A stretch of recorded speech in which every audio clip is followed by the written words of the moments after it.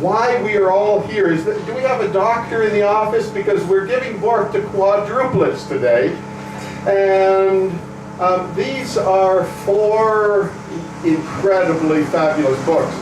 How all of this started, David Bateman, you're in the dark somewhere. Wave your hand. There he is back there.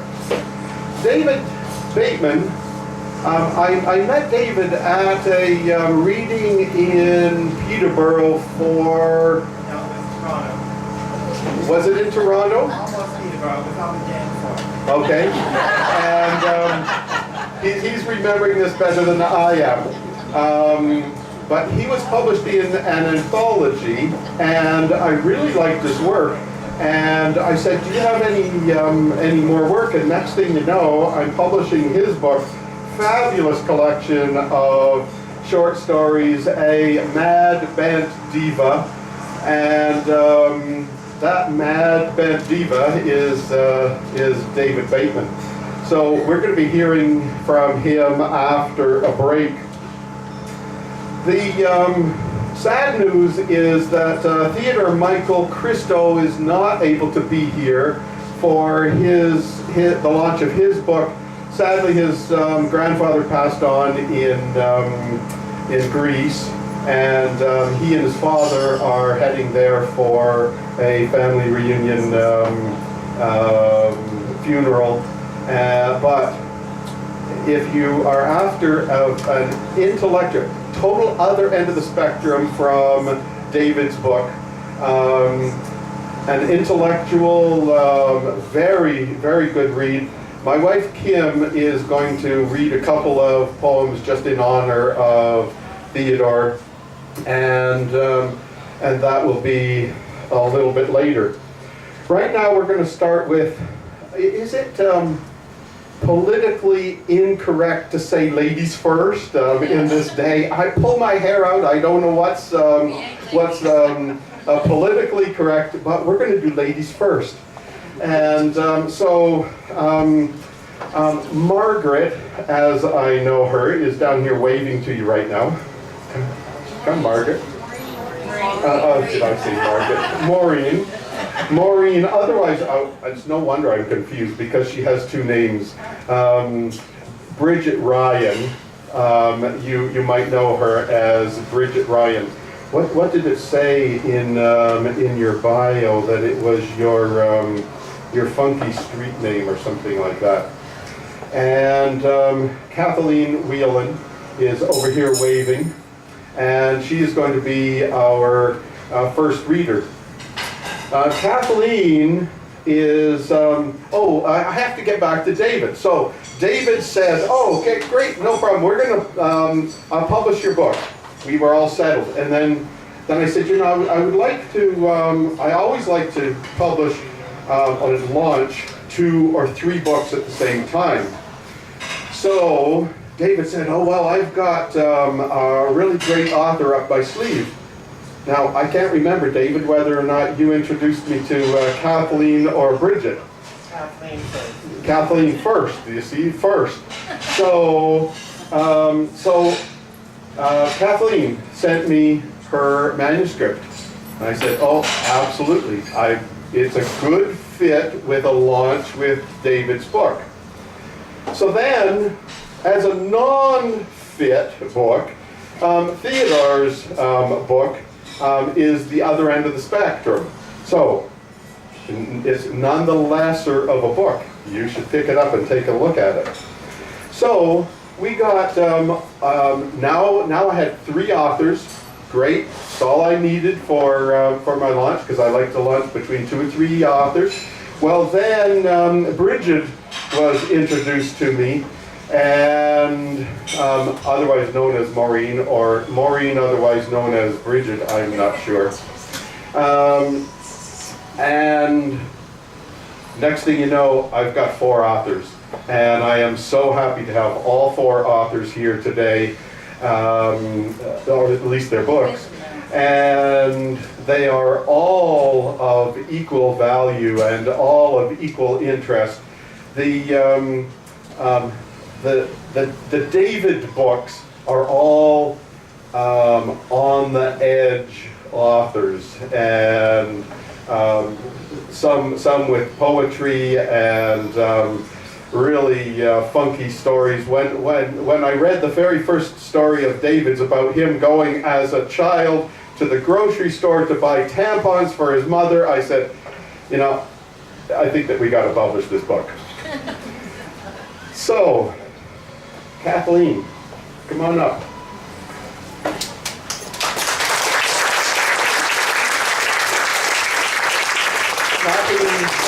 I warned all of my authors ahead of time to come up. Don't put anybody to sleep by reading a story start to finish. Come up and tell us stories about the stories. And so we're going to hear from Kathleen, and then we're going to be hearing from Bridget. Thanks very much. Hi, I'm Kathleen. I guess I'd like to thank everyone for coming out on such a beautiful day, especially the people that traveled from out of town, like my sister and my cousin Tisha Shea, who's had a difficult week, and who also gave me this little brooch, which is about creativity and tenacity. And so I feel these little things help me. This is a necklace that belonged to my friend Jackie B, who's one of the people the book's dedicated to, and her good friend is here. So I feel a little closer to her. And the book is dedicated to my sister who's here, and Jackie, and my niece Sabrina, who can't be here. But her story did manage to get into one of my pieces. There's a writing group I belonged to for a long time. I always called it the Euclid group because we always met at Brook's house on Euclid Street. But thank you so much for being here. And these were the people, I mean, a lot of these stories they've read before, so. You love them. You love them. Well, and thanks to David Bateman for recommending me, and it's a pleasure to read with Bridget. Okay, I always wanted to write, and it took me a long time to get to it, and I wrote a poem once that I showed to a friend of mine who is a writer, and he was like, ooh, because he was expecting like a therapy poem, and he was like totally shocked that it said, well, this really is a poem. So anyway, and then I started to write, and I sent my work to this guy in Ireland who published a broadsheet, and he was very encouraging, as was my friend in the early days, Tom. This is a poem by Giovanni, and he published a broadsheet, and I would send him 250-word stories that he'd pretend were poetry. So I could say that I'd been published in Ireland like 10 times, and which always sounds good. So, and this is from a friend of mine died in February, and this is his, well, it doesn't matter. All right. So this is Giovanni Melito's poem, Beneath Us. Icebound silence is a myth. I know because I lay one ear flush to the surface, the effect was like suction. When I heard something that flowed, and it flowed. Giovanni Melito, 1957 to 2003. This guy would write me long letters that I looked forward to so desperately, and he was so encouraging. Like, I had no idea that, you know, anyone would take my writing seriously, or very few people, so. Okay, now, a little bit. These are sort of linked stories, sort of by accident. A lot of them take place in a fictitious town called St. Columba, which may or may not be in Renfrew County, because I didn't really give St. Columba a county. But if it were a real place, it would be in Renfrew County. So, but it isn't a real place. And neither are any of the people in this book. So, all fiction. So, I'm just going to read a little bit, maybe 5 pages from this. It's called Hope. Dear Darcy, on the surface of things, it seems as though I fucked Phil over. He did not give me a leg up paying, he did give me a leg up paying for my flight to Athens. But he doesn't really want me to be a playwright. He just wants me to get the idea out of my system. go to Greece, realize you can't cut it, and come back and spend the rest of your life in Toronto. I guess he blabbed everyone that I broke his nose the night before I left. It just sort of happened. Phil's a wacko, wanting to marry a drunk like me, but thanks to that detour with him, I found peace of mind. When I got kicked off that bus, I just stayed in Toronto instead of going to Vancouver. If Phil had not introduced himself at People's Restaurant, I would have gone west. He trapped me with his welcoming ways, and it took a year to break away. During the last 3 months, Sophocles and Euripides have saved my life. Euripides. I know this without even having read their poems. I'm now on a truly glorious path and severed from all those fucking cowshut valley values. Have I mentioned Saul? He lives in a renovated goat house and prefers the company of gypsies. He hasn't gone home to New York for over 30 years. Saul's a poet, a proudly unpublished poet. He and I make fun of the North Americans with their knapsacks and guitars.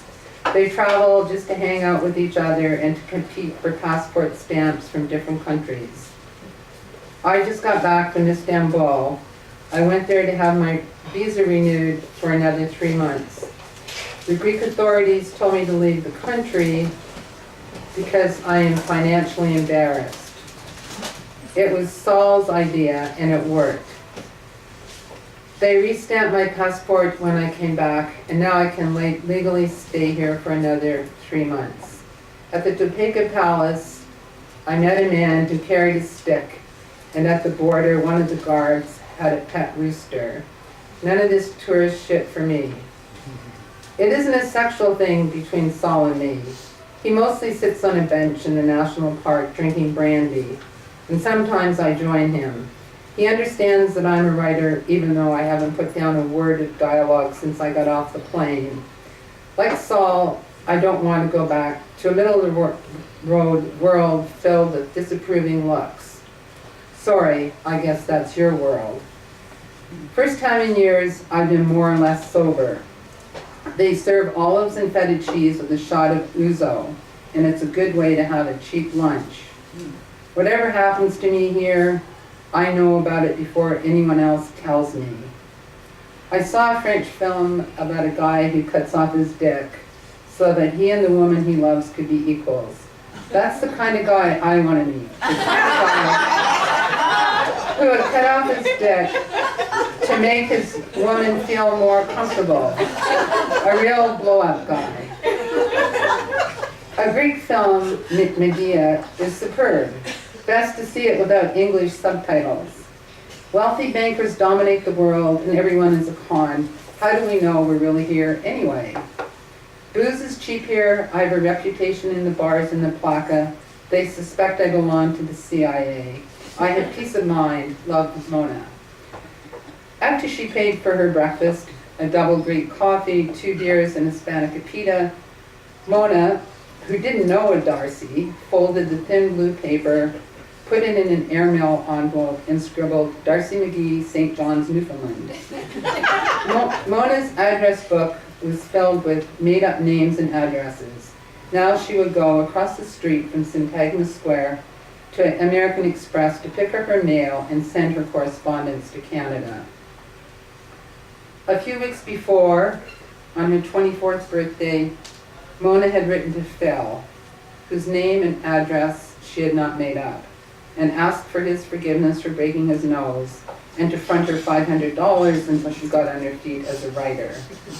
It was strange he had not responded, and Mona wondered if he might be dead. She needed a check from Phil. There were 10 $25 traveler's checks left to live on for the next 3 months. While she waited in the lineup, Mona convinced herself that Phil had sent $1,000 instead. She thought about taking another trip to Istanbul with the money. She would leave that afternoon and not go back to the pension at Ammonia Square. There was a letter from Canada, but it wasn't from Phil. A school tour from the convent she had attended as a girl in the Ottawa Valley was coming to Athens, and Sister Celestine wanted to arrange to meet. Mona's mother had insisted the nun contact her. This was a dreadful invitation, but Mona remembered the nun fondly, perhaps because she was a woman had been deprived of her dreams. Sister Celestine had entered the convent because she wanted to be a missionary. The order would not send her to South America because she had her own ways and might cause trouble.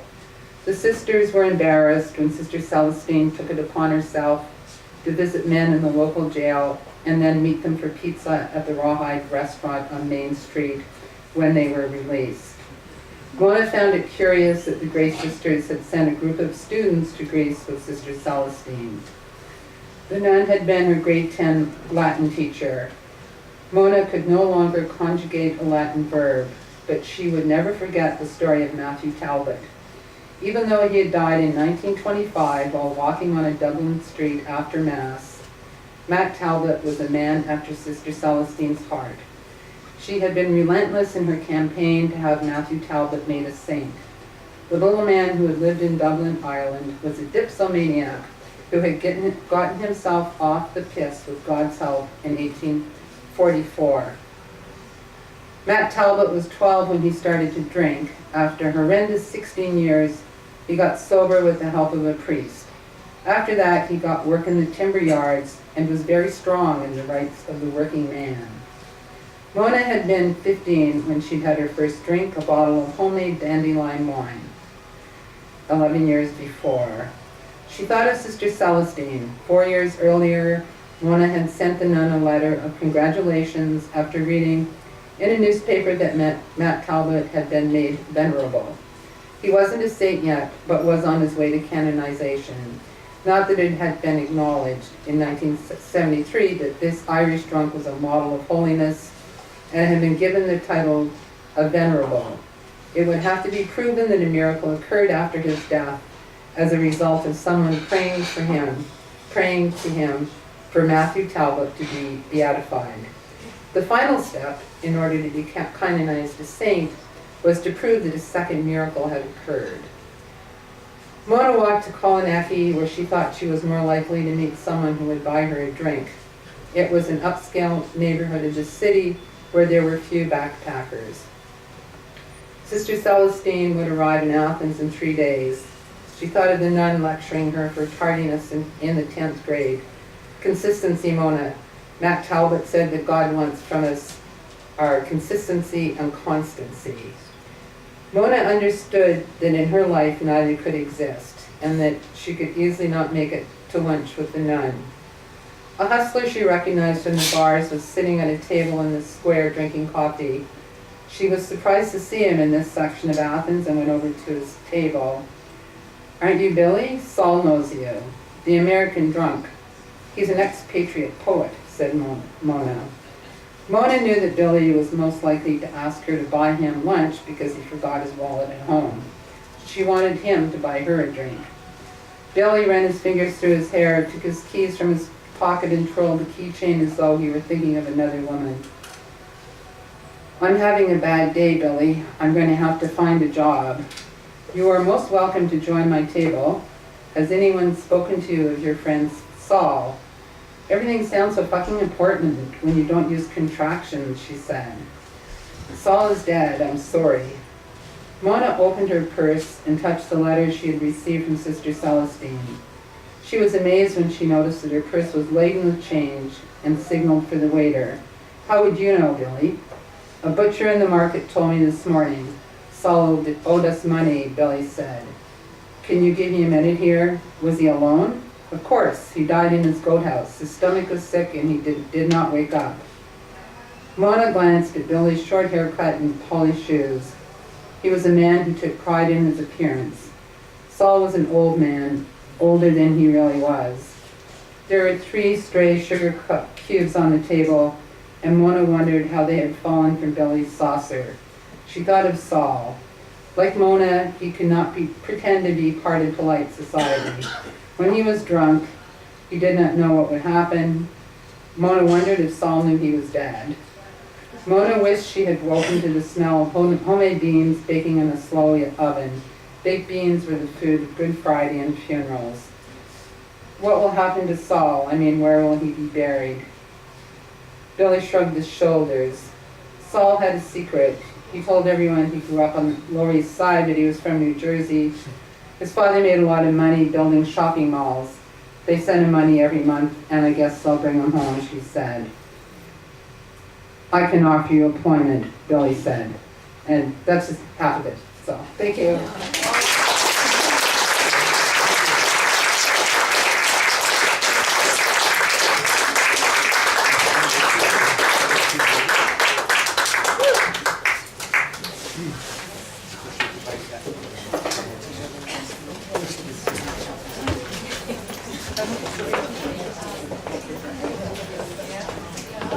Thanks very much, Kathleen. There's not very many people that would cut off their penis for their prospective mate. Bitches with problems. Oh, we have